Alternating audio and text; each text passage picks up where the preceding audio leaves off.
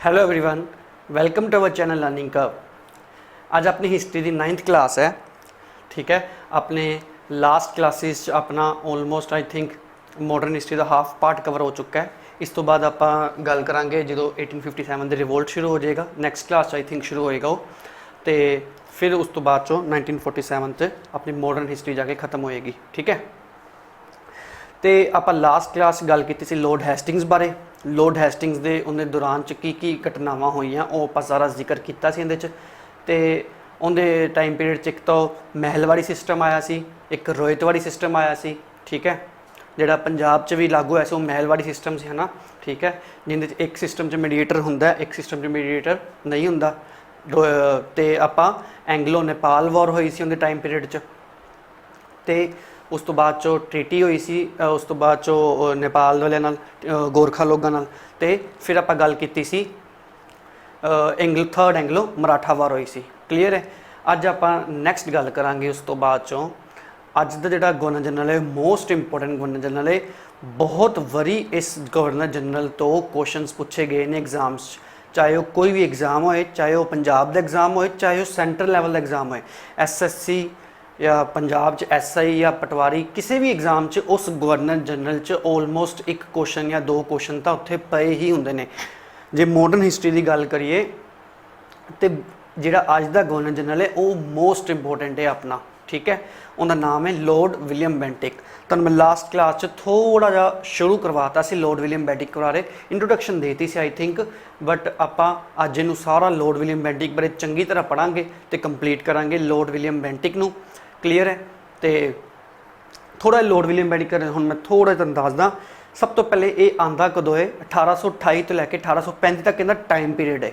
But ये आंदा कदों है, ये आंदा है सब तो पहली बारी इनू गवर्नर ऑफ मद्रास बना के भेजा जाता है।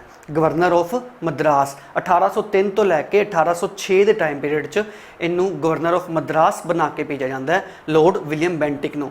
उस दौरान लॉर्ड कॉर्नवालिस हुंदा 1805 जो दुबार तो आंदा है जो गाजीपुर च उनकी डैथ हो जाती है आगे। तो लॉर्ड विलियम बेंटिक है ना जोड़ा 1803 जो 1806 तक इत्थे गवर्नर ऑफ मद्रास बन के आएगा ना, तो उस दौरान वो की करेगा आंदियां नाल सब तो पहले ना वो एक्चुअली जिहड़ी अपनी आर्मी हुंदी है उन्होंने रिलीजियस सिंबल्स नूं कहंदा बैन करना चाहता होंदा चंगी तरह। ठीक है, जिंदे करके वेलोर म्यूटनी अक्कर कर जाती है। और रिलीजियस सिंबल्स किहड़े हुंदे ने जिवें भी कोई भी आर्मी च है। ठीक है, ये कहंदा सी बेंटिक जो गवर्नर ऑफ मद्रास बन के आया सी, ये कहंदा सी वो मुस्ताशिज नहीं रख सकता। ठीक है, टर्बन नहीं पहन सकता, कड़ा नहीं पहन सकता, टीका नहीं लगा सकता।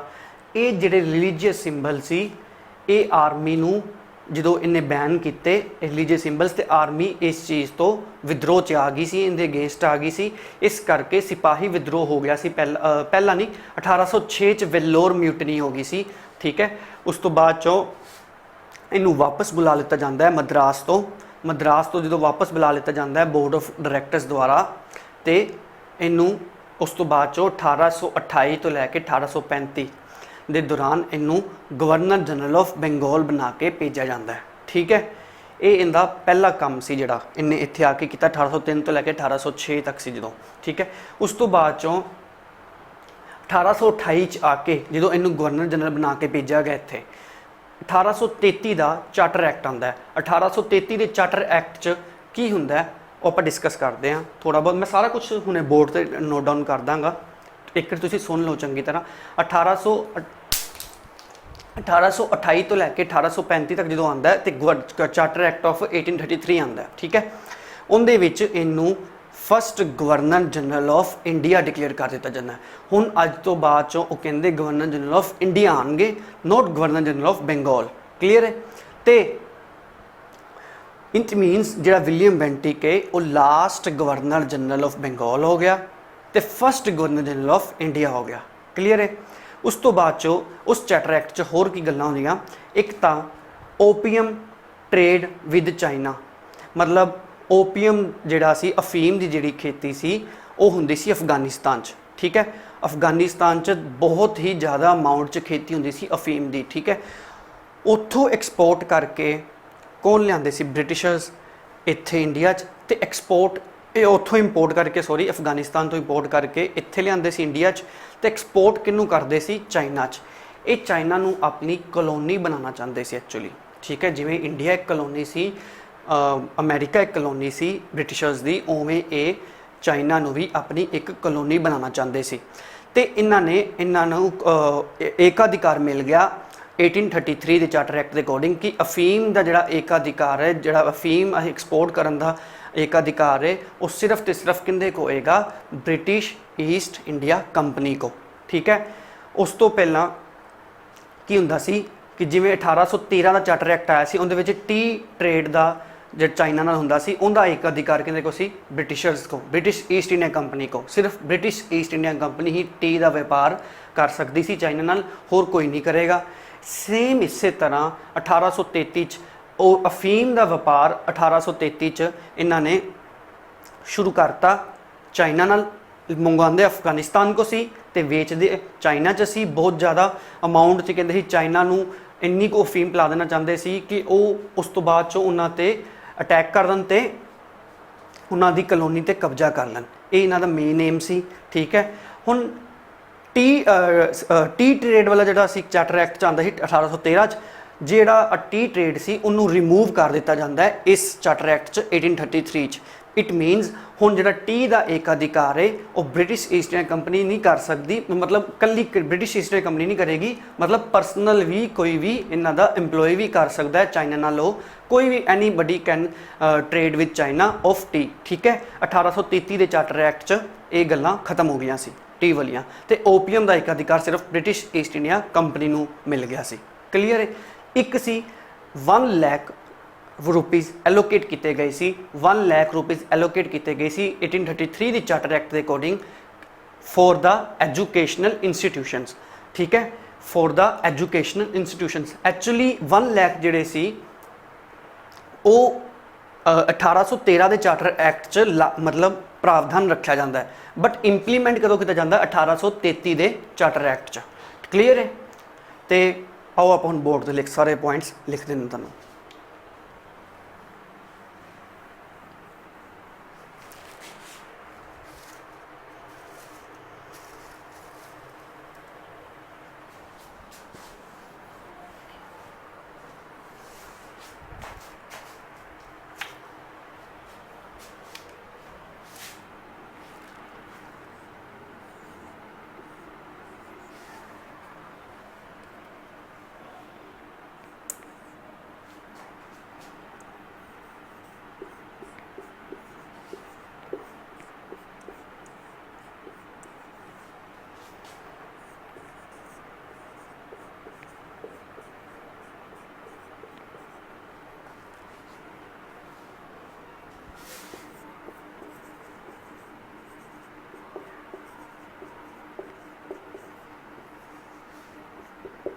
ਸਭ ਤੋਂ ਪਹਿਲੀ ਵਾਰੀ ਲਾਰਡ ਵਿਲੀਅਮ ਬੈਂਟਿੰਗ ਨੂੰ ਗਵਰਨਰ ਆਫ ਮਦਰਾਸ ਬਣਾ ਕੇ ਭੇਜਿਆ ਜਾਂਦਾ ਹੈ।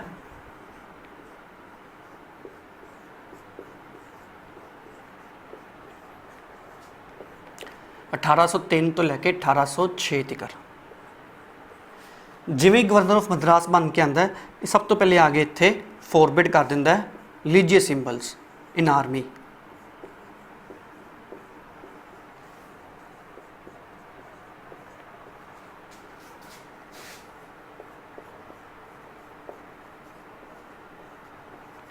क्लियर है। सब तो पहले आके फॉरबिड करेगा रिलीजियस सिंबल्स, कोई पटका नहीं पहनेगा, कोई मुस्ताशिज नहीं रखेगा, कोई टीका नहीं लगाएगा, कोई कड़ा नहीं पहनेगा। ये चीज़ां हर्ट कर दिंदियां आर्मी नूं, तो वह विद्रोह कर देंगे, जिंदे करके हुंदी है विल्लोर म्यूटनी। विल्लोर एक जगह है, विल्लोर जगह कित्थे है? विल्लोर मद्रास च जी।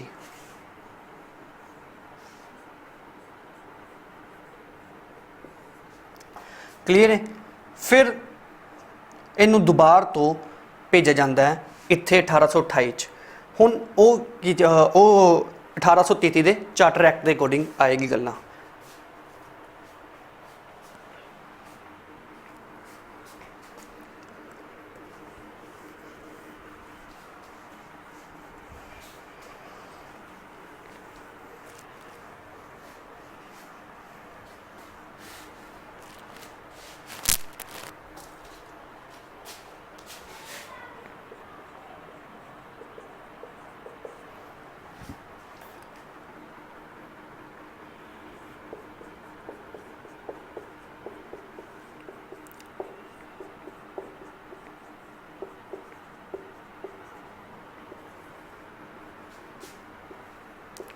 ਚਾਰਟਰ ਐਕਟ ਦੇ ਅਕੋਰਡਿੰਗ ਸਭ ਤੋਂ ਪਹਿਲਾਂ first governor general of India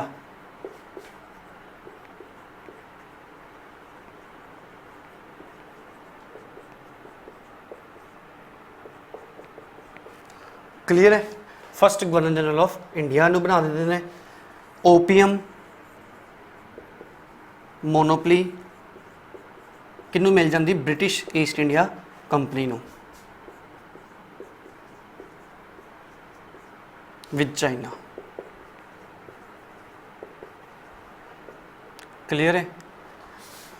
ਤੇ ਜਿਹੜੀ ਟੀ ਦਾ ਹੁੰਦਾ ਸੀ ਉਹ ਰਿਮੂਵ, ਟੀ ਟ੍ਰੇਡ ਸੀ ਜਿਹੜੀ ਪਹਿਲੇ 1813 ਦੇ ਚਾਰਟਰ ਐਕਟ ਦੇ ਅਕੋਰਡਿੰਗ ਸਿਰਫ ਬ੍ਰਿਟਿਸ਼ ਈਸਟ ਇੰਡੀਆ ਕੰਪਨੀ ਕੋ ਸੀ, ਉਹ ਰਿਮੂਵ ਹੋ ਜਾਂਦੀ ਹੁਣ।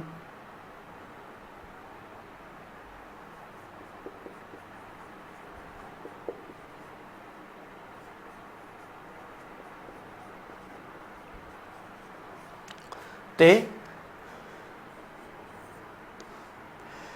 1 ਲੱਖ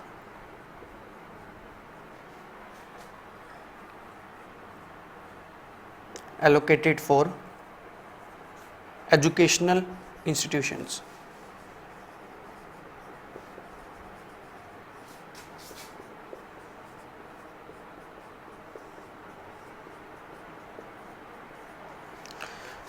ठीक है जी, इन नोट डाउन कर लो।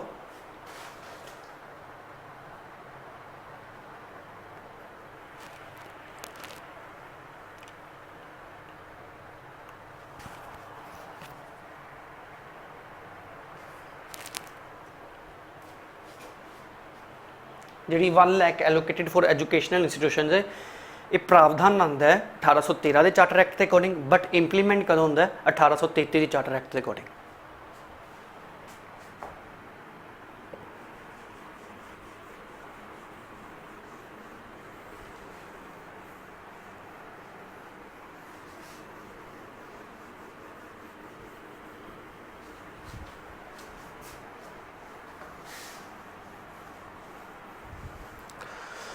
ਹੁਣ ਨੈਕਸਟ ਆਪਾਂ ਜੇ ਗੱਲ ਕਰੀਏ ਕੀ ਹੋਇਆ ਕੀ ਸੀ ਐਕਚੁਅਲ ਦੇ ਵਿੱਚ, ਇਹਨਾਂ ਨੂੰ ਓਪੀਐਮ ਦੀ ਪਰਮਿਸ਼ਨ ਤਾਂ ਮਿਲ ਗਈ ਬ੍ਰਿਟਿਸ਼ ਈਸਟ ਇੰਡੀਆ ਕੰਪਨੀ ਨੂੰ ਕਿ ਤੁਸੀਂ ਜਾ ਕੇ ਉਹਨਾਂ ਨਾਲ ਵਪਾਰ ਕਰ ਸਕਦੇ, ਸਿਰਫ ਇਹੀ ਵਪਾਰ ਕਰ ਸਕਦੇ ਸੀ ਚਾਈਨਾ ਨਾਲ, ਹੋਰ ਕਿਸੇ ਨੂੰ ਪਰਮਿਸ਼ਨ ਨਹੀਂ ਮਿਲੀ, ਏਕਾਧਿਕਾਰ ਇਹਨਾਂ ਕੋਈ ਸੀ।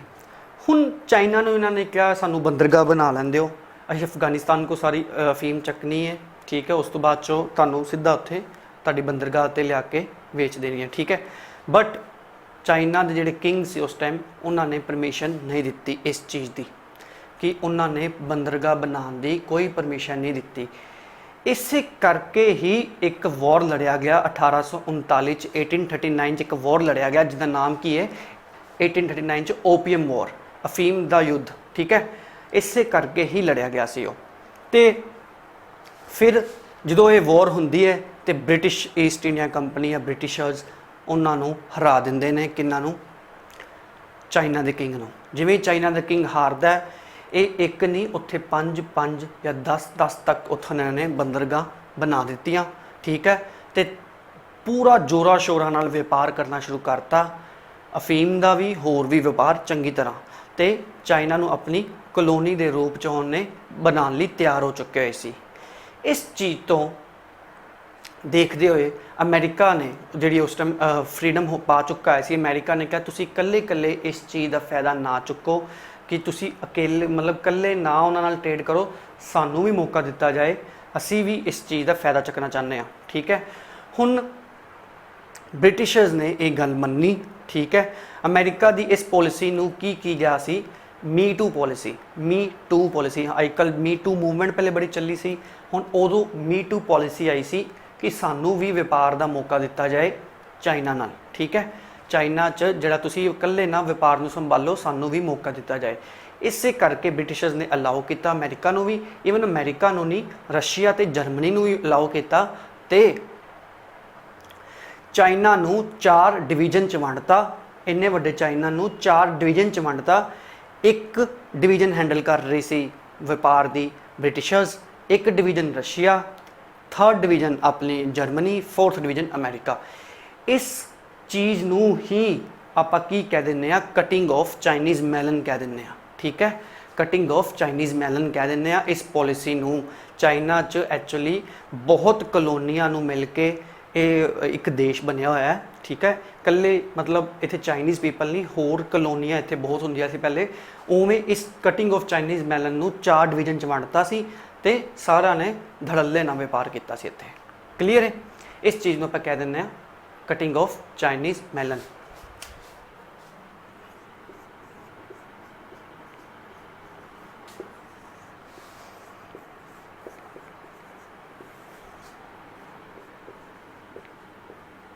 ਕਲੀਅਰ ਹੈ? ਓਪੀਅਮ ਵਾਰ ਲੜੀ ਗਈ ਸੀ 1839 ਚ। ਵਿਲੀਅਮ ਬੈਂਟਿੰਗ ਆਪਣੇ ਇੱਥੇ ਬਹੁਤ ਹੀ ਤਗੜਾ ਸਮਾਜ ਸੁਧਾਰਕ ਮੰਨਿਆ ਗਿਆ ਵੈਸੇ ਤਾਂ, ਠੀਕ ਹੈ। ਵਿਲੀਅਮ ਬੈਂਟਿੰਗ ਬਹੁਤ ਹੀ ਤਗੜਾ ਸਮਾਜ ਸੁਧਾਰਕ ਇੱਥੇ ਮੰਨਿਆ ਗਿਆ, ਬਟ ਐਕਚੁਅਲੀ ਇੱਕ ਨਾਲ ਹੋਰ ਨਾਮ ਜੁੜਿਆ ਹੋਇਆ ਸੀ ਜਿਹਦਾ ਬਹੁਤ ਹੀ ਫੇਮਸ ਨਾਮ ਹੈ, ਤੁਹਾਨੂੰ ਪਤਾ ਹੋਏਗਾ ਉਸ ਨਾਮ ਬਾਰੇ। ਉਹ ਸੀ ਰਾਜਾ ਰਾਮ ਮੋਹਨ ਰਾਏ। ਉਹ ਸੀ ਰਾਜਾ ਰਾਮ ਮੋਹਨ ਰਾਏ, ਠੀਕ ਹੈ।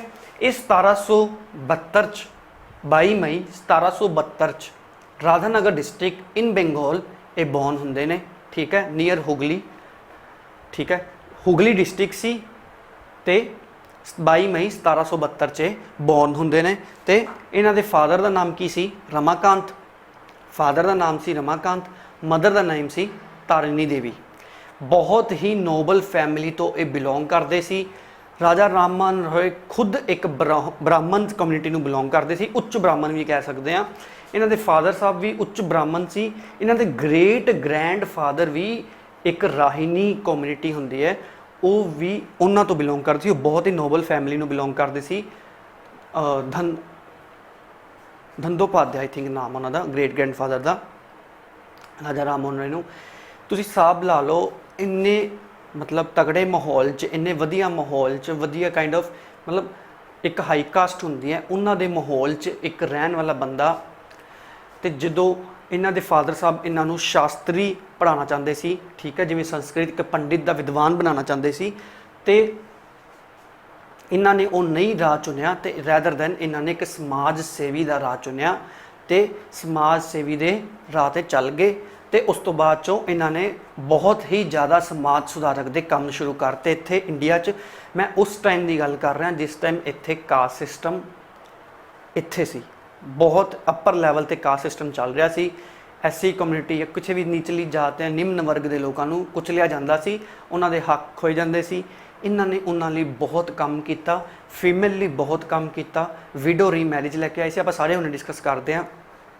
ਉਸ ਤੋਂ ਬਾਅਦ ਚੋਂ ਇਹਨਾਂ ਦੀ 3 ਵਾਰ ਸ਼ਾਦੀਆਂ ਹੋਈਆਂ, 3 ਟਾਈਮਸ ਇਹਨਾਂ ਦੀ ਰਾਜਾ ਰਾਮ ਮੋਹਨ ਰਾਏ ਦੀ ਮੈਰਿਜ ਹੋਈ ਹੈ, ਜਿਨ੍ਹਾਂ ਵਿੱਚ 2 ਜਿਹੜੀ ਵਾਈਫ ਸੀ ਇਹਨਾਂ ਦੀ ਡੈਥ ਹੋ ਜਾਂਦੀ ਹੈ।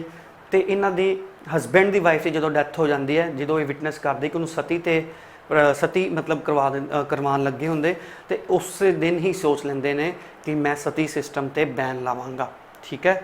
ਸਤੀ ਸਿਸਟਮ ਕੀ ਹੁੰਦਾ? ਜਿਹੜੇ ਆਫਟਰ ਦਾ ਡੈਥ ਆਫ ਜਿਹੜੀ ਜਦੋਂ ਆਪਾਂ ਸੰਸਕਾਰ ਕਰਨ ਜਾਂਦੇ ਹਾਂ ਤੇ ਉੱਥੇ ਜਦੋਂ ਚਿਤਾ ਜਲਦੀ ਹੁੰਦੀ, ਨਾਲ ਹੀ ਉਹਦੀ ਵਾਈਫ ਨੂੰ ਵੀ ਬਿਠਾ ਦਿੰਦੇ ਸੀ, ਉਹ ਵੀ ਜਲ ਕੇ ਸੁਆਹ ਹੋ ਜਾਂਦੀ ਸੀ, ਠੀਕ ਹੈ।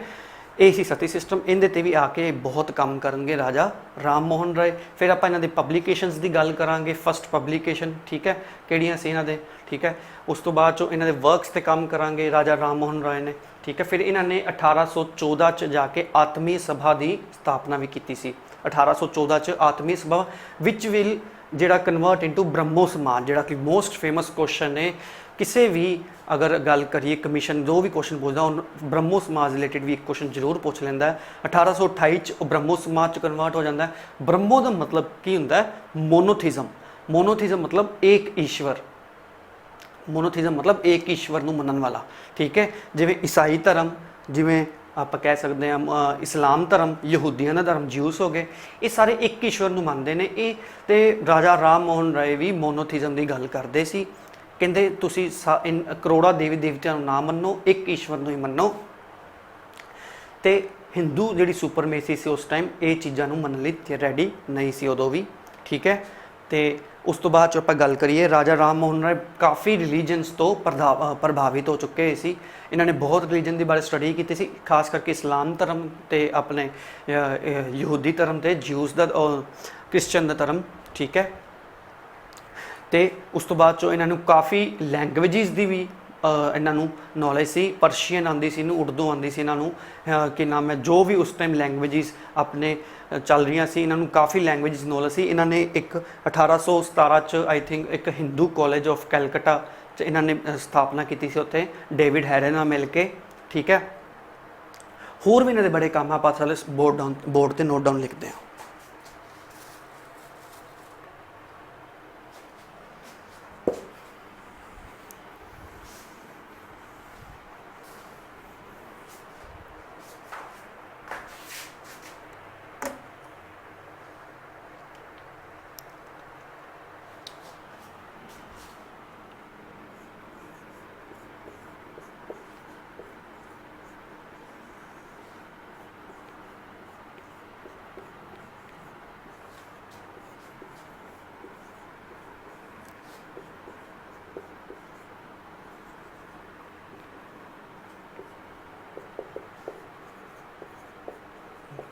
ਜਨਮ ਹੁੰਦਾ 22 ਮਈ 1772, ਠੀਕ ਹੈ। ਫਾਦਰ ਰਮਾਕਾਂਤ ਸੀ, ਬਹੁਤ ਹੀ ਨੋਬਲ ਫੈਮਿਲੀ ਤੋਂ ਬਿਲੋਂਗ ਕਰਦੇ ਸੀ।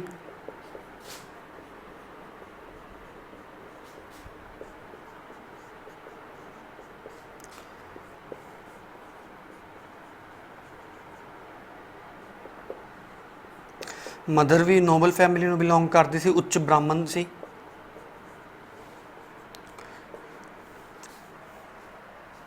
ਪਹਿਲੇ ਤਾਂ ਆਪਦੇ ਘਰ ਦੇ ਪਰਿਵਾਰ ਚੋਂ ਹੀ ਉਹਨਾਂ ਦੇ ਅਗੇਂਸਟ ਜਾ ਕੇ ਕੰਮ ਕਰਨਾ ਇੱਕ ਬਹੁਤ ਹੀ ਵੱਡਾ ਉਪਰਾਲਾ ਸੀ ਇਹਨਾਂ ਦਾ, ਰਾਜਾ ਰਾਮ ਮੋਹਨ ਰਾਏ ਦਾ, ਕਿਉਂਕਿ ਉਸ ਤੋਂ ਬਾਅਦ ਚ ਜਾ ਕੇ ਸਮਾਜ ਦੇ ਆਪਾਂ ਕੰਮ ਕਰ ਸਕਦੇ, ਪਹਿਲੇ ਆਪਾਂ ਘਰੇ ਆਪਾਂ ਸਮਾਜ ਸੇਵੀ ਬਣੀਏ, ਠੀਕ ਹੈ। ਠੀਕ ਹੈ, ਰਾਧਾ ਨਗਰ ਚ ਬੌਰਨ ਹੁੰਦੇ ਨੇ, ਵੈਸਟ ਬੰਗਾਲ ਚ ਨੀਅਰ ਹੁਗਲੀ ਡਿਸਟ੍ਰਿਕਟ।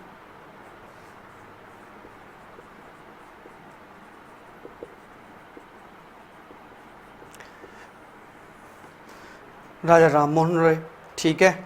ਉਸ ਤੋਂ ਬਾਅਦ ਚੋਂ ਇਹਨਾਂ ਦੀ ਜਿਹੜੀ ਸਟਾਰਟਿੰਗ ਐਜੂਕੇਸ਼ਨ ਸੀ, ਜਿਹੜੀ ਇਹਨਾਂ ਦੀ ਸਟਾਰਟਿੰਗ ਆਪਣੀ ਐਜੂਕੇਸ਼ਨ ਸੀ ਨਾ, ਜਿਹੜੀ ਆਪਾਂ ਗੱਲ ਕਰਦੇ ਹਾਂ ਸਟਾਰਟਿੰਗ ਇਹਨਾਂ ਦੀ ਐਜੂਕੇਸ਼ਨ ਦੀ, ਤੇ ਇਹ ਸਭ ਤੋਂ ਪਹਿਲੇ ਤਾਂ ਪਾਠਸ਼ਾਲਾ 'ਚ ਗਏ ਸੀ। ਪਾਠਸ਼ਾਲਾ ਤੋਂ ਬਾਅਦ ਚੋਂ ਇਹ ਗਏ ਸੀ ਕੈਲਕਟਾ ਪੜ੍ਹਨ ਗਏ ਸੀ, ਫਿਰ ਕੈਲਕਟਾ ਤੋਂ ਬਾਅਦ ਚੋਂ ਇਹ ਪਟਨਾ ਗਏ ਸੀ, ਪਟਨਾ ਤੋਂ ਬਾਅਦ ਚੋਂ ਇਹ ਮਦਰਾਸ ਗਏ ਸੀ।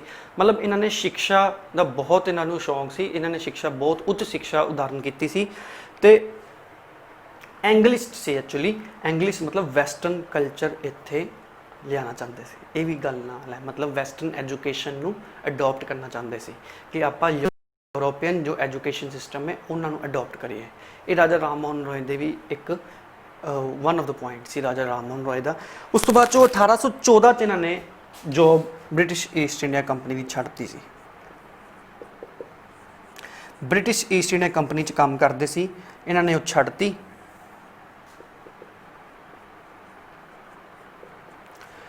ਫਿਰ ਇਹਨਾਂ ਨੇ 1814 'ਚ ਹੀ ਆਤਮੀय ਸਭਾ ਬਣਾਇਆ ਸੀ।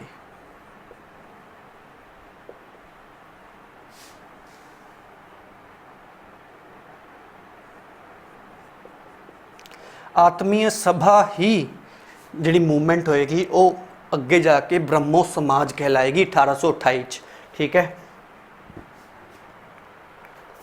1828 'ਚ ਫਿਰ ਆਪਾਂ ਗੱਲ ਕਰੀਏ 1817 'ਚ ਇਹਨਾਂ ਨੇ ਹਿੰਦੂ ਕਾਲਜ ਬਣਾਇਆ ਸੀ ਡੇਵਿਡ ਹੈਰੇ ਨਾਲ ਮਿਲ ਕੇ।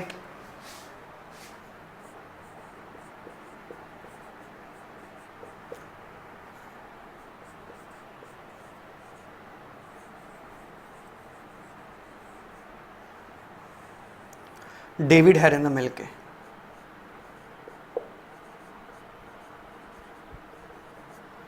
ਕਲੀਅਰ ਹੈ। ਡੇਵਿਡ ਹੈਰੇ ਨਾਲ ਮਿਲ ਕੇ 1817 'ਚ ਹਿੰਦੂ ਕਾਲਜ ਦੀ ਸਥਾਪਨਾ ਕੀਤੀ ਸੀ ਕੈਲਕਟਾ 'ਚ, ਠੀਕ ਹੈ।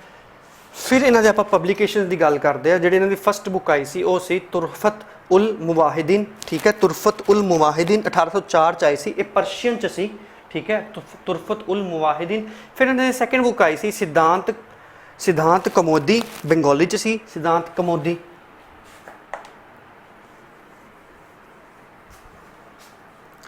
फस्ट बुक का जिक्र आ जाता होंगे कभी कभी पेपर च, इन्हों के काफ़ी बारी नोट किया गया। वैसे तो फस्ट पब्लिकेशन इन्हों की किहड़ी सी?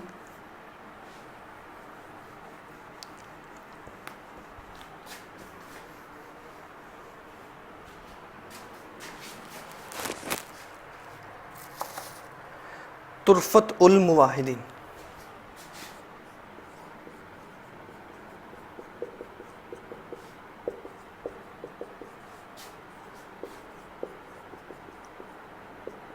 स्पैलिंग चैक कर लेना एक बार किसी बुक चो। तुरफत उल मुवाहिदीन सी, ये पर्शियन लैंग्वेज सी, 1803 च इन्होंने लिखी सी बुक।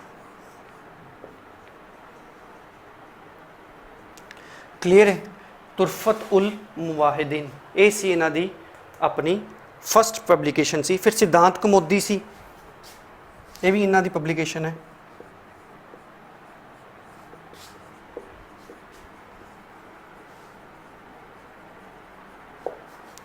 सिद्धांत कमोदी ये बंगाली च सी। एक इन्होंने उर्दू च भी लिखी सी बुक, ये सिद्धांत कमोदी बंगाली च सी इन्हां दी, ठीक है। मिलतुल अकबर उर्दू च सी इन्हां दी।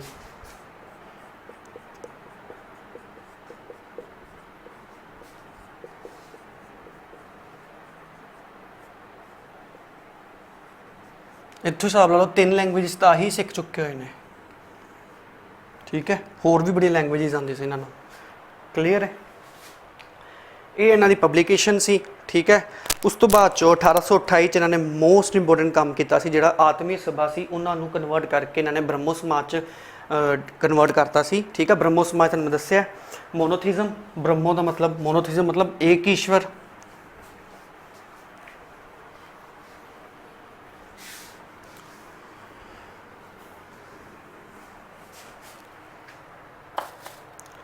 ठीक है। उस तो बाद 1828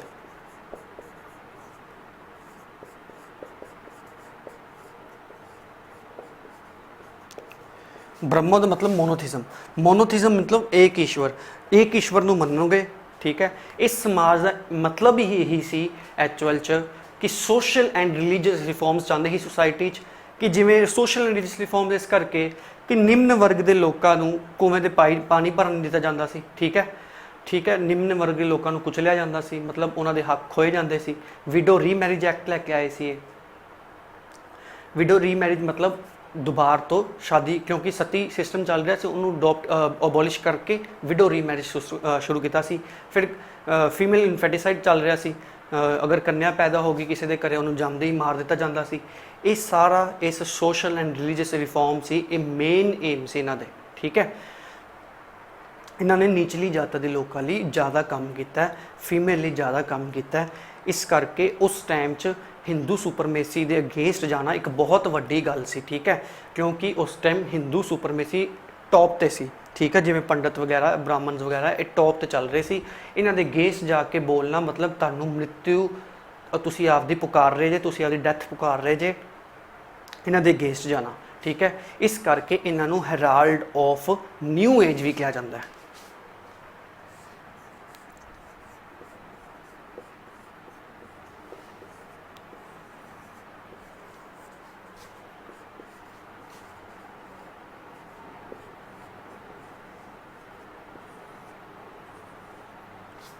हैराल्ड ऑफ न्यू एज भी कहा जाता है, तो इन्हों फादर ऑफ इंडियन अवेकनिंग भी कहा जाता है, ठीक है। Father of Indian awakening.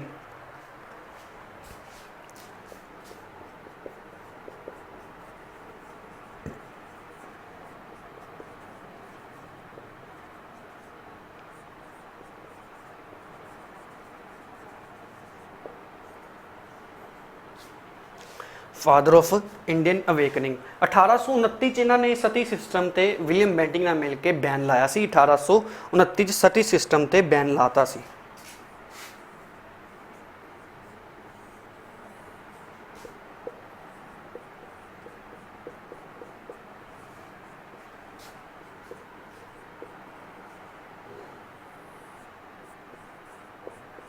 With the help of William Bentinck, ठीक है। विलियम बेंटिंग ने प्रावधान लाया सी सती सिस्टम अबोलिश का, तो उन्हें रूल 17 च लिखता सी अगर कोई भी कोई भी आदमी या कोई भी औरत किसी औरत नूं ਜਿਹੜੀ ਜਿਨ੍ਹਾਂ ਦਾ ਹਸਬੈਂਡ ਦੀ ਡੈਥ ਹੋ ਗਈ ਅਗਰ ਉਹਨੂੰ ਇਨਸਾਈਟ ਕਰ ਰਹੀ ਹੈ ਕਿ ਸਤੀ ਬਣਨ ਲਈ ਤੇ ਉਹਦੇ ਅਗੇਂਸਟ ਡੈਥ ਪੈਨਲਟੀ ਤੱਕ ਰੱਖ ਦਿੱਤੀ ਗਈ ਸੀ। ਸਖਤ ਤੋਂ ਸਖਤ ਕਾਨੂੰਨ ਲੈ ਕੇ ਆਇਆ ਸੀ ਵਿਲੀਅਮ ਬੈਂਟਿਕ ਰੂਲ 17 1829 ਚ ਇਸ ਪ੍ਰਾਵਧਾਨ ਦੇ ਅਕੋਰਡਿੰਗ ਡੈਥ ਪੈਨਲਟੀ ਤੱਕ ਰੱਖ ਦਿੱਤੀ ਗਈ। ਫਿਰ ਹੌਲੀ ਹੌਲੀ ਕਰਕੇ ਸਤੀ ਸਿਸਟਮ ਨੂੰ ਬੈਨ ਕੀਤਾ ਗਿਆ ਸੀ। ਈਵਨ ਕਿ 1987 ਚ ਆਪਣੀ ਲਾਸਟ ਸਤੀ आई थिंक रूप कंवर नाम से उन्होंने रूप कंवर ठीक है 1987 च लास्ट सती जो अपनी गवर्नमेंट ऑफ इंडिया डाटा दिंदी है।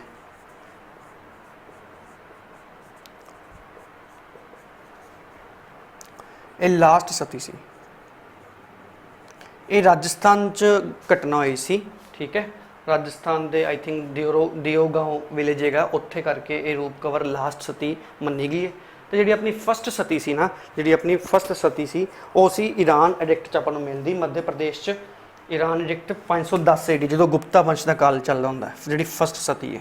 बान गुप्ता आई थिंक होंगे उदों उनका टाइम पीरियड चल रहा होंगे गुप्ता डायनेस्टी च ईरान एडिक्ट ये MP च है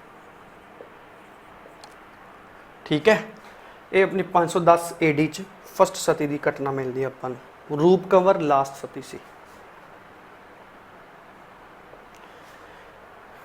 क्लीयर है। फिर उस तो बाद चो इनू मुगल किंग सैकेंड की गल करिए। मुगल किंग सैकेंड सी नहीं मुगल किंग सैकेंड कह रहा मुगल किंग अकबर सैकेंड सी उनकी पेंशन लवान लई इनू इंग्लैंड भेजा जाता है by Mughal king Akbar second. तो इनू उदों ही राजा का टाइटल दिता जाता है राजा राम मोहन रॉय ठीक है। उदों ही इनू टाइटल दिता जाता है बाय अकबर सैकेंड ठीक है। अकबर ये पेपर च क्वेश्चन बड़ी बारी आ चुका है कि राजा राम मोहन रॉय नू राजा का टाइटल किस मुगल किंग ने दिता सी। उनका आंसर है अकबर सैकेंड। अकबर ना ला देना अकबर बहुत पहले आया सी 16th सेंचुरी आया सी। अकबर सैकेंड की पेंशन लवान लिए इंग्लैंड जाता है उस टाइम उत्थे रानी विक्टोरिया रूल कर रही होंगी है। ये उन्होंने पेंशन लवान लिए इन्हू इत्थे क्या सी एटलीस्ट तेरे मगर अगर रानी नू मिलन जा रहा है तो मगर राजा का टाइटल तो तेरे लगा होना जरूरी है ठीक है। तो ये पेंशन बट नहीं लवा पाया सी अकबर सैकेंड की। तो 1833 च इन्हां दी लंडन के ब्रिस्टल च डैथ हो जाती राजा राम मोहन रॉय की।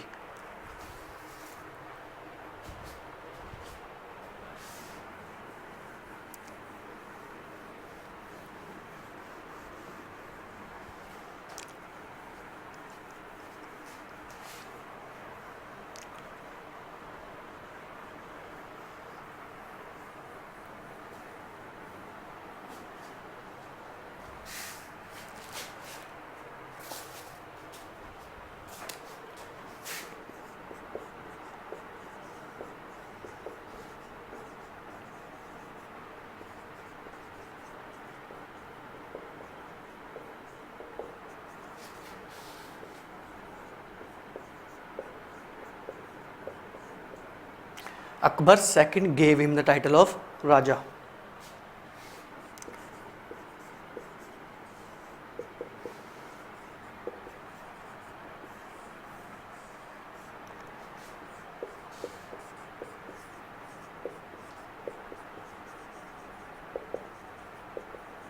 मार्कर चेंज कर लिए।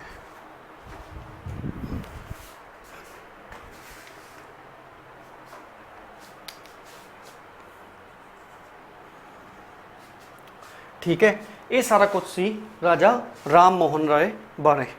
क्लीयर है, आई होप तुहानू ये सारा क्लीयर हो रहा होगा। ठीक है, आपां ने वर्क्स की भी गल की, पब्लिकेशनस की भी गल की, सारा कुछ गल की इनके बारे। हुण आपां दोबारा तो अपने वापस आ जाने किंदे ते विलियम बेंटिक ते। उस तो पहले एक होर होया सोशल रिफॉर्मर, उनका नाम की सी Henry Vivian डेरिजो।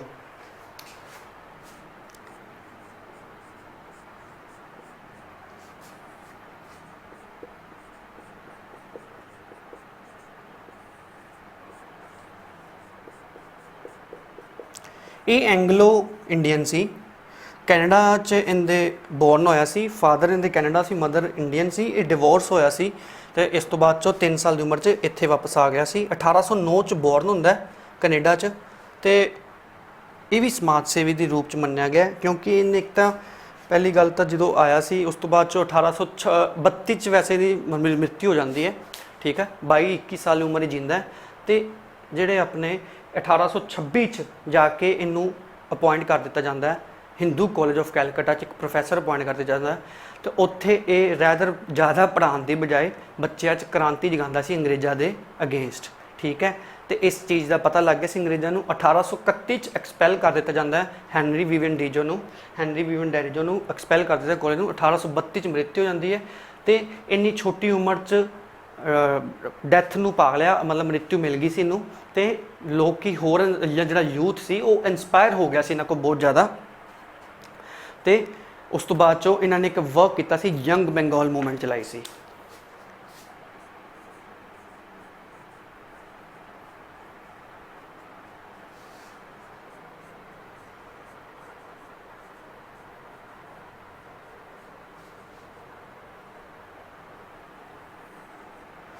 Young Bengal movement इन्होंने चलाई सी, हैनरी वीवन डैरिजो। हुण आपां वापस आ जाने अपने मेन ते जिहड़ा असीं चल रहा लॉर्ड विलियम बेंटिक ते। क्लीयर है। हुण लॉर्ड विलियम बेंटिक के जिहड़े काम से इत्थे उहदे बारे डिस्कस कर लैंदे आ।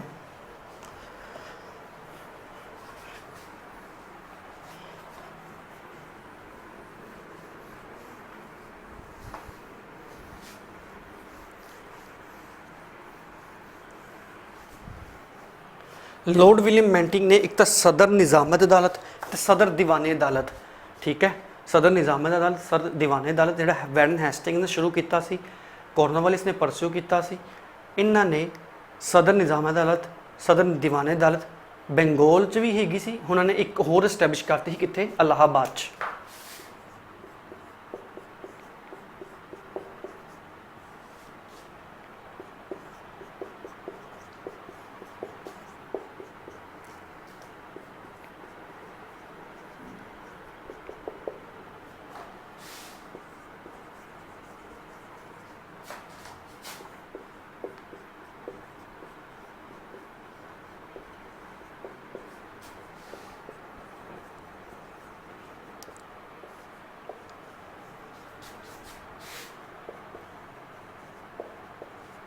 इलाहाबाद च एस्टैबलिश करते ही यूपी के, जिन्हों पहले प्रयागराज भी कहा जाता सी। हुण आई थिंक उन्होंने नेम फिर प्रयागराज हो गया है ना। जो योगी सरकार आई है उत्थे उन्होंने नेम चेंज करने शुरू करते हैं, बहुत सिटीज़ के नेम चेंज हो चुके हैं। उस तो बाद चो इन्होंने अबोलिश किया ही जी चलती फिरदी अदालतां सी, जिन्होंं सर्किट कोर्ट्स कह दें, अबोलिश करती सी विलियम बेंटिक ने सर्किट एट प्रोविंशियल कोर्ट्स।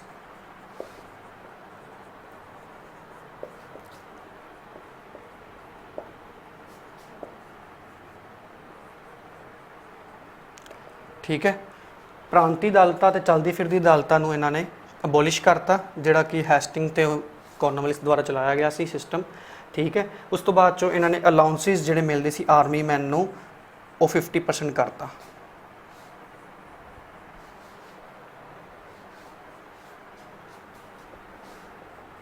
वो किहड़ी आर्मी सी जिहड़ी 400 किलोमीटर के कैलकट्टा के दायरे च रहिंदी सी, ठीक है, 400 किलोमीटर, उन्हों का अलाउंसिस 50% करता सी। हालांकि इस चीज़ का विद्रोह किया सी बट वो शांत कर लिया इन्हें। फिर इन्हें मोस्ट इंपोर्टेंट काम इन्हें किया 1831 इन्होंने विलियम बेंटिक ने ठगी सिस्टम नूं बैन करता सी। ठगी सिस्टम, ठीक है, ठगी सिस्टम बारे तुहानूं दसदा। ठगी सिस्टम च हुंदा की सी कि 8-10 दे इंडियन बदमाश हुंदे सी, 8-10 दे ग्रुप बना के चलते सी।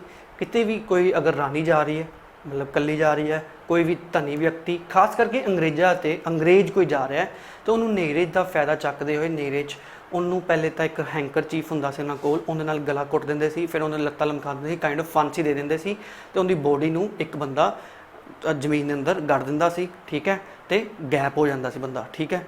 तो इस चीज़ नूं ठगी सिस्टम कहा जाता सी। ते इहदे च आके 1831 च इन्हें colonel Sleeman William Bentinck ने कर्नल स्ली मैन के नाल मिल के ठगी सिस्टम नूं बैन करता सी। क्लीयर है। तो 1831 च इन्हें एक कानून लिया सी कि ठगी सिस्टम नूं बैन किया जाएगा। ठगी सिस्टम स्टार्ट होंदा हैदराबाद चो, फिर आंदा MP के क्षेत्र च, फिर आंदा अवध च यूपी च। बहुत तेज़ी तरह ये फैल चुका होंदा है। तो इहदे ते 1831 च बैन लाया सी। फिर 8-10 ਸਾਲ ਲੱਗ ਗਏ ਸੀ ਇਸ ਚੀਜ਼ ਨੂੰ ਚੰਗੀ ਤਰ੍ਹਾਂ ਸਮਾਪਤ ਕਰਦੇ ਹੋਏ। ਠੀਕ ਹੈ, ਮੋਸਟ ਆਫ ਦ ਅਟੈਕਸ ਕਿੰਦੇ ਤੇ ਹੁੰਦੇ ਸੀ? ਅੰਗਰੇਜ਼ਾਂ ਦੇ ਅਟੈਕਸ ਹੁੰਦੇ ਸੀ, ਤਾਂ ਕਿ ਉਹਨਾਂ ਕੋਲ ਬਹੁਤ ਸੰਪत्ति ਸੀ ਅੰਗਰੇਜ਼ਾਂ ਦੀ ਰਾਨੀਆਂ ਤੇ।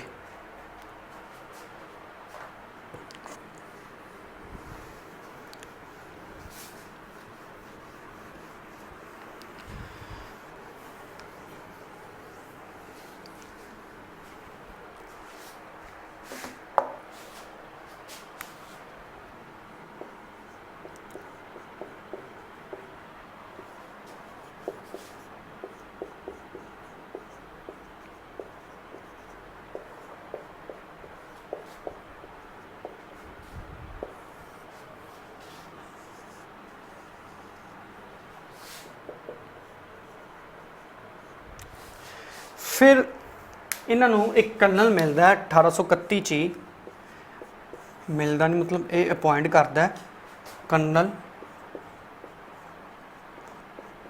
पोटिंजर।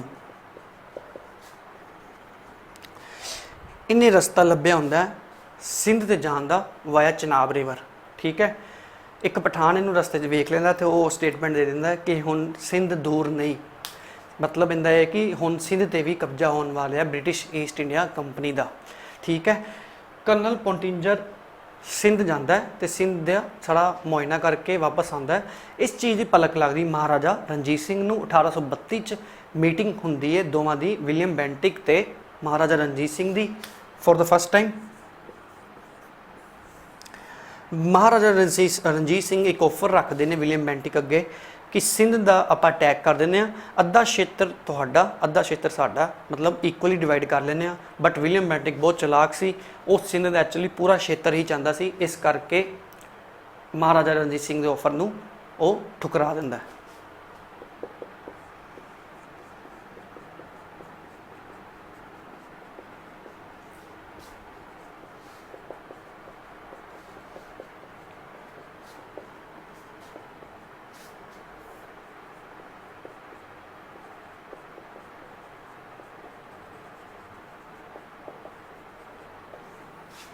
क्लीयर है। उस तो बाद चो आप गल कर देंगे विलियम बेंटिक दे एजुकेशन रिफॉर्म्स की।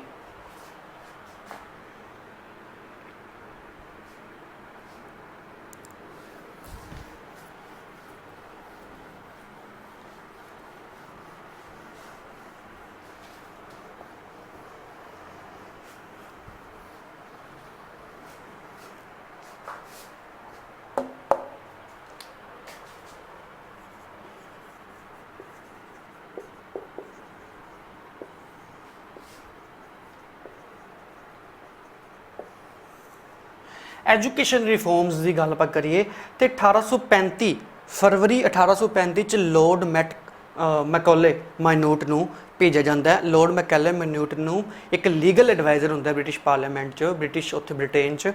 उन्होंने 1835 फरवरी च लॉर्ड मैकॉले माइन्यूट नूं भेजा जाता है ताकि इत्थे एजुकेशन का एक परमानेंट सल्यूशन लभ्या जाए। लॉर्ड मैकॉले नूं भेजा जाता है तो हुंदा की है, क्योंकि विलियम बेंटिक अपनी इंडियन एजुकेशन सिस्टम की बहुत ही आप कह सकते हैं निंदा करता है, बहुत कंडैम करता है। वो इत्थों तक की स्टेटमेंट दे चुका होंदा विलियम बेंटिक कि जिन्नी लाइब्रेरी साडे इंग्लैंड की एक लाइब्रेरी च है, ठीक है, उन्नियां ही लाइब्रेरीज इंडिया ते अरब कंट्री नूं मिला के मनदी हैं। ठीक है, मतलब इंडिया ते अरब कंट्री नूं मिला के इंडिया ते अरब कंट्रीज़ की पूरी लाइब्रेरी में मिला के इंग्लैंड की एक लाइब्रेरी के इक्वल है। ठीक है, मतलब इत्थे कोई बुक्स नहीं है, ना मैडिसिन, ना फिलोसफी, ठीक है, ना लिटरेचर, कोई साहित्य नहीं है।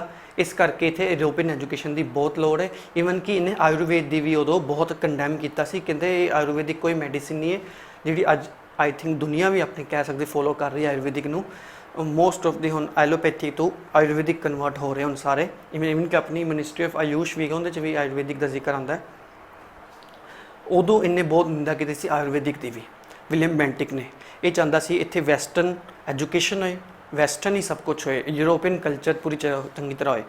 एक्चुअली हुंदा कि सी दो तरह के बंदे हुंदे सी, एक सी ओरिएंटलिस्ट, जिहड़े इत्थे ओरिएंटलिस्ट वो हुंदे सी जिहड़े इत्थे अपने पुरानी एजुकेशन पालते सी। पुरानी एजुकेशन मतलब लाइक पुराने रीति रिवाज सारे, ठीक है, जो भी अपने वेदास जो भी अपने है ना लिखा है उन्हां च उपनिषद हो गए, ये सारे ओरिएंटलिस्ट मंग करते सी कि साडा लिटरेचर भी साडे पुरानी रीति रिवाजा के अकॉर्डिंग होए। वो ओरिएंटलिस्ट सी। एंग्लिस्ट्स किहड़े हुंदे सी जिहड़े सपोर्ट करते सी वैसटर्न एजुकेशन कल्चर नूं। एंग्लिश दा मैं जिक्र किया, एंग्लिश का सपोर्टर कौन सी? राजा राम मोहन रॉय भी एंग्लिश के सपोर्टर रहे हैं। जिहड़े एच.एस. विल्सन सी वो ओरिएंटलिस्ट के सपोर्टर रहे हैं। हुण लॉर्ड मैकले ने कहा कि लॉर्ड मैकले मनोट ने कहा कि उन्हें सजैशन दी फिर ब्रिटेन च कि जिहड़ा इंडिया का एजुकेशन सिस्टम है इत्थे इंग्लिश जी लैंगुएज है, इंग्लिश नूं एक लैंगुएज की तरह इंट्रोड्यूस किया जाए, ठीक है। तो जी maths and science and technology है इनू इंग्लिश मीडियम किया जाए, तो बाकी सारा कुछ ओरिएंटल लैंगुएज, ओरिएंटल मतलब रहन दिता जाए। सारा कुछ पुराना जो भी इंडिया के लिटरेचर, जो भी इंडिया लिटरेचर, वो सारा कुछ ओरिएंटल तरीके रहन दिता जाए। तो एक्चुअली मेन एम की सी लॉर्ड मैकले मनोट का? वो इत्थे वो इंग्लिश नूं मेन जरिया बनाना चाहता सी लैंगुएज नूं, ताकि इत्थे वैसटर्न कल्चर आ सके। नाले ये भी एक एम सी कि जिहड़े अपने इंडियन सी उन्होंने वो क्लर्क अपॉइंट करना चाहता सी ताकि इन्होंने इंग्लिश आंदा है, क्योंकि इंग्लैंड तो क्लर्क मंगाना इज़ लाइक बहुत इन्होंने महंगा पैंदा सी। क्लीयर है?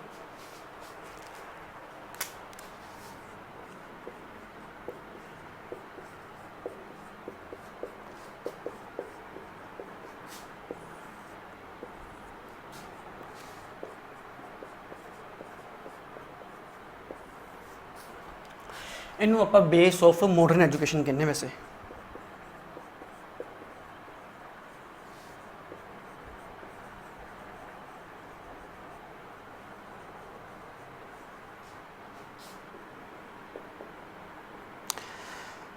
एक होंदे सी एंग्लिस्ट, ये सपोर्ट करते सी वैसटर्न कल्चर नूं।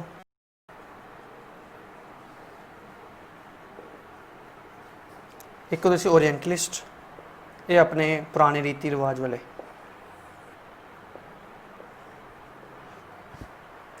क्लीयर है? होया कि फिर इंग्लिश नूं इन्हें सजैशन किया सी एक लैंगुएज तरह इंट्रोड्यूस किया जाए लॉर्ड मैकले ने।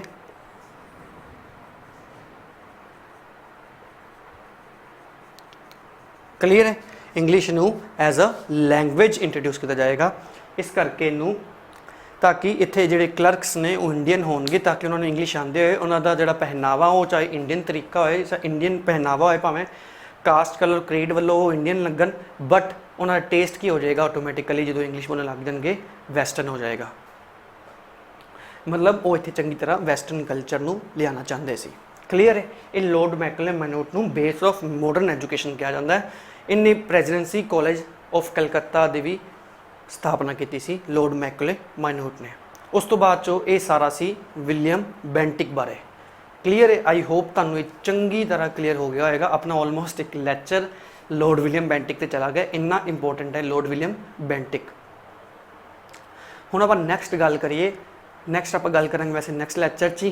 तो इस तो बाद चो लॉर्ड मैटक्लिफ आंदा एक्टिंग गवर्नर बन के 1835 च।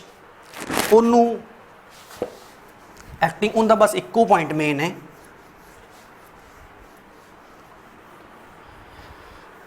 लॉर्ड मैटक्लिफ 1835 आंदा।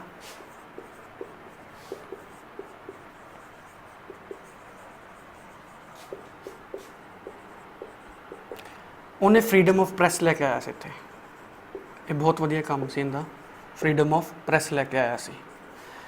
फिर उस तो बाद चो लॉर्ड ऑकलैंड आएगा, फिर लॉर्ड हार्डिंगे वन आएगा। लॉर्ड ऑकलैंड इन्ना इंपोर्टेंट नहीं है, हालांकि उनके टाइम पीरियड बस अफगान वॉर होंगी है, ठीक है। अफगान वॉर शुरू हो जाएगी 1839 ब्रिटिश की कंपनी की। फिर आप लॉर्ड हार्डिंगे बारे पढ़ांगे, ठीक है। फिर हो आप नैक्सट क्लास उस तो बाद चो रेवोल्यूशनरी जो अपना पीरियड शुरू हो जाएगा 1857 का रिवोल्ट हो जाएगा, ठीक है। तो अपनी आई थिंक 7 to 8 क्लासेस होर लगन गया, तो अपना सारी मॉडर्न हिस्ट्री सिलेबस खत्म हो जाएगा, ठीक है। टिल दैन तुसी आ सारा वीक है जोड़ा वो अपनी जी पुरानी क्लासेस है रिवाइज करते रहो, ठीक है। तो पेपर जो आएगा उस तो बाद आप सिर्फ मॉक टेस्ट ही लावांगे, ठीक है। ਇਹ ਸਾਰੀ ਦੀ ਸਾਰੀ ਪਲੀਜ਼ ਰਿਵੀਜ਼ਨ ਕਰ ਦੇਣਾ ਨਾ, ਠੀਕ ਹੈ। ਸਕਿਪ ਨਹੀਂ ਹੋਣਾ ਚਾਹੀਦਾ ਮਾਈਂਡ 'ਚੋਂ, ਕਿਉਂਕਿ ਹਿਸਟਰੀ ਜਿੰਨੀ ਆਪਾਂ ਰਿਵਾਈਜ਼ ਕਰਾਂਗੇ ਉਨੀ ਆਪਣੇ ਦਿਮਾਗ ਤੇ ਬੈਠੀ ਰਹੇਗੀ। ਆਪਾਂ ਤੁਹਾਨੂੰ ਮਿਲਦੇ ਹਾਂ ਨੈਕਸਟ ਕਲਾਸ 'ਚ। ਤੁਸੀਂ ਆਪਣੇ ਪਰਿਵਾਰ ਦਾ ਤੇ ਆਪਣਾ ਖਿਆਲ ਰੱਖੋ, ਠੀਕ ਹੈ। ਤੇ ਮਾਸਕ ਵਗੈਰਾ ਪਹਿਨ ਕੇ ਜਾਓ ਬਾਹਰ, ਅਗਰ ਬਹੁਤ ਹੀ ਜ਼ਰੂਰੀ ਜਾਣਾ ਹੈ, ਠੀਕ ਹੈ। Till then take care.